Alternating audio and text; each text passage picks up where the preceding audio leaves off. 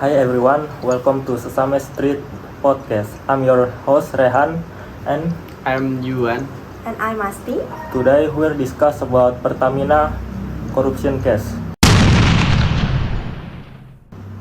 So the first question is, I'm going to be asking what is Pertamina and why is it so important to Indonesia?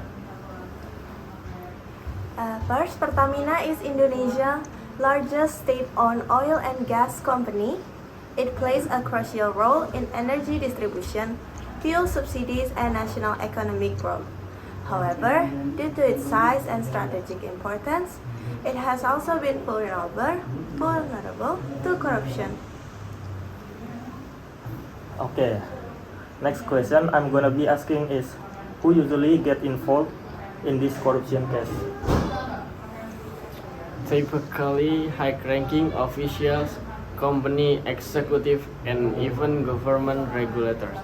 There have also been cases where international companies colluded with insiders to secure profitable deals through bribery.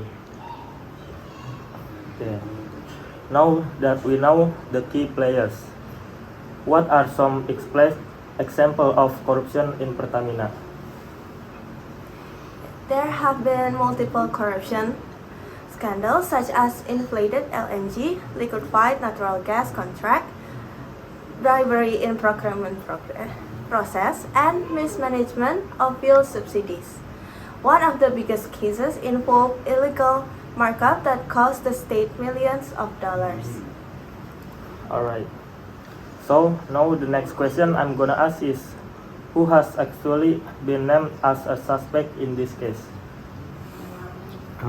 As of February 2025, the Attorney General's office has named 7 individuals as suspects, including Rifa Siahan, CEO of Pertamina Putra Niaga, Yoki Firnandi, CEO of Pertamina International Shipping, and Sani Dinar Saifuddin, Director at Pertamina International Refinery.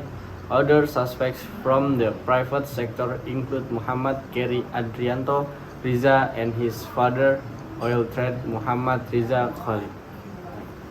Okay, so moving on. The next thing I want to know is, how does this corruption actually affect? The Attorney General Office revealed that between 2018 and 2023, several Pertamina's executives were suspect of importing crude oil and fuel in volumes exceeding the actual demand and at inflated prices. Additionally, there were practice of mixing lower quality fuel with higher quality products but selling them at premium price.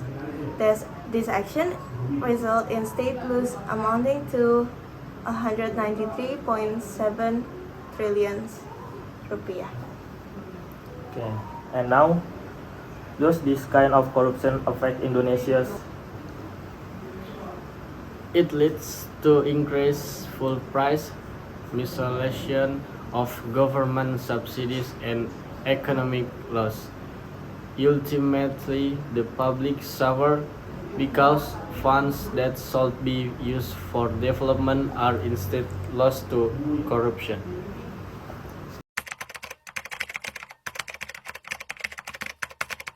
Yes, it damages investor confidence and makes foreign companies hesitant to do business in Indonesia.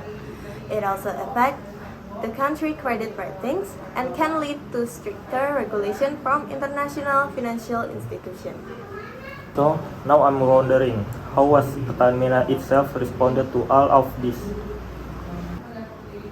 Pertamina has issued a public apology and commit to improving corporate governance and transparency.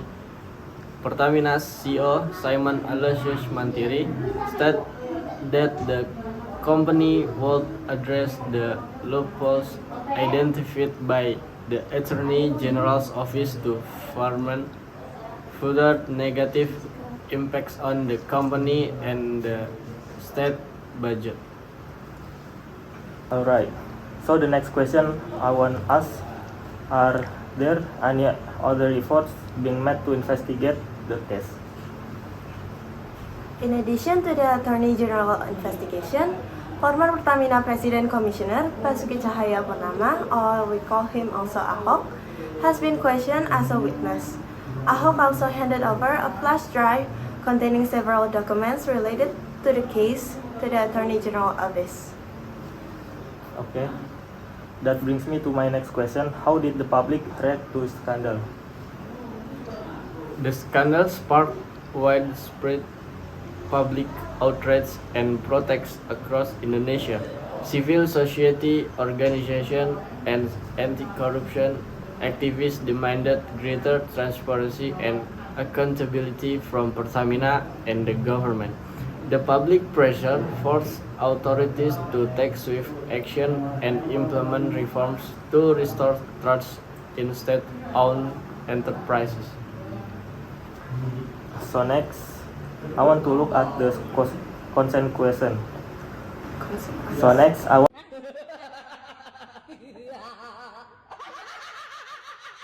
want to look at the consequences. What legal consequences have the perpetrators actually faced? Several executive and middle managers were prosecuted, fined, and sentenced to prison for their involvement in the corruption scheme. Court also ordered the seizure of illicit assets and the repayment of embezzled funds. However, critics argue that some high-profile figures escaped accountability due to political connections and legal loopholes.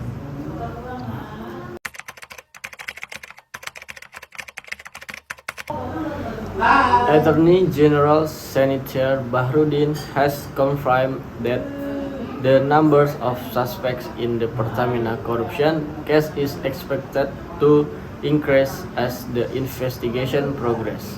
The Attorney General's office continues to gather evidence and question witnesses to uncover all parties involved.